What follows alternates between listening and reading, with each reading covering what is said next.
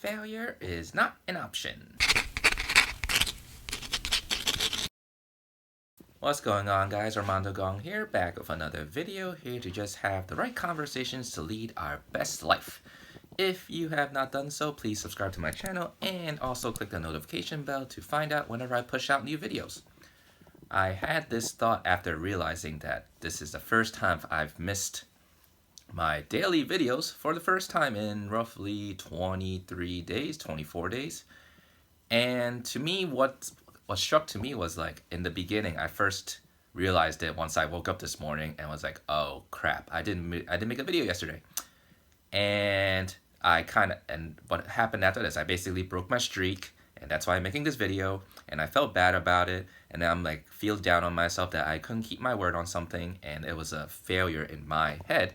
And what really occurred for me at that moment is that we're always all brought up in this society where we can't fail at anything we do. We have to be perfect. We have to think about everything we do beforehand so that we can execute it immediately, perfectly, and then we'll all go about our ways.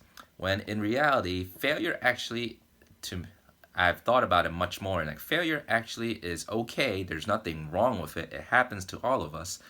And we should always use it as an example or experience to learn from. And to me, it's something that we're actually conditioned to thinking about, where failure is not an option. But at the same time, if you never fail at anything, how can you possibly learn from it? And also, the more you fail at something, the less and less it gets. You have these feelings of anxiety, of scaredness, embarrassment, whatever you typically associate with failure, because it's happened so much. The more you do it, the less and less and less it impacts you.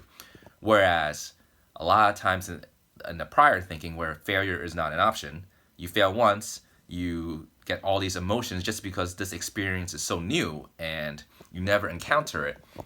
So to me, my experience from this is that even though I did not push out a video yesterday, or more specifically, I didn't continue my streak to push out a video, you learn from it and realize that there are certain things that I could have done in order to stop this from occurring. For example, like past week, I've been making my videos pretty late at night, roughly around 10:30, and then doing a very quick edit in order to get them out and pushed out onto YouTube, so that I schedule them to be pushed out at like 11:30 at nighttime. And fortunately or unfortunately, I kind of went to bed early yesterday at like 10 o'clock. I was just really drained from this week.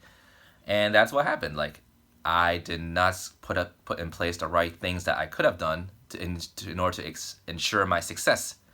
And so what really struck out for me is like, I could learn from this experience. Instead of trying to make my videos so late, kind of doing a rush job, I need to just schedule making them earlier in the day, when there's possibly daylight out, and then doing my edits really quickly, doing them, and then so that by the time I get to bed, it's already done completely, just leaving a lot of buffer room in place for me so that it gets done, I don't have to worry about it, and I can continue my streak going.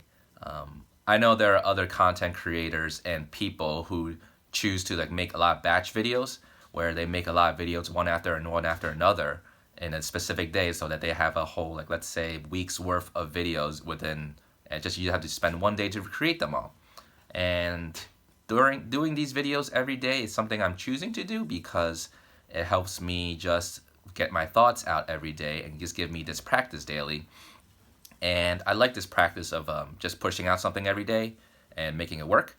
So for me, this failure just taught me that I need to schedule my videos earlier in the day, create them, and then push them out earlier. And leave a comment below if you've been brought up to thinking that failure is never an option, and you have to think through every single thing before you actually do it. And I think that instead of thinking this way, try and actually fail quickly so that you can learn from it. And then whenever you do, always try and take away something from that experience, so the next time you fail or do something that was unintended and was not part of your goal, learn from it so that you can build upon it for the future and in trying to create whatever it is you're trying to create. Again, failure is never a bad thing. It's just an experience to learn from.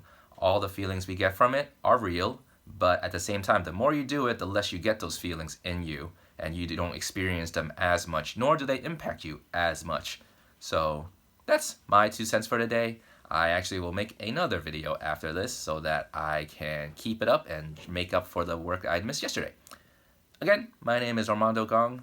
If you like this video, please subscribe to my channel, share this video, and click the notification bell to find out whenever I push out new content. Later.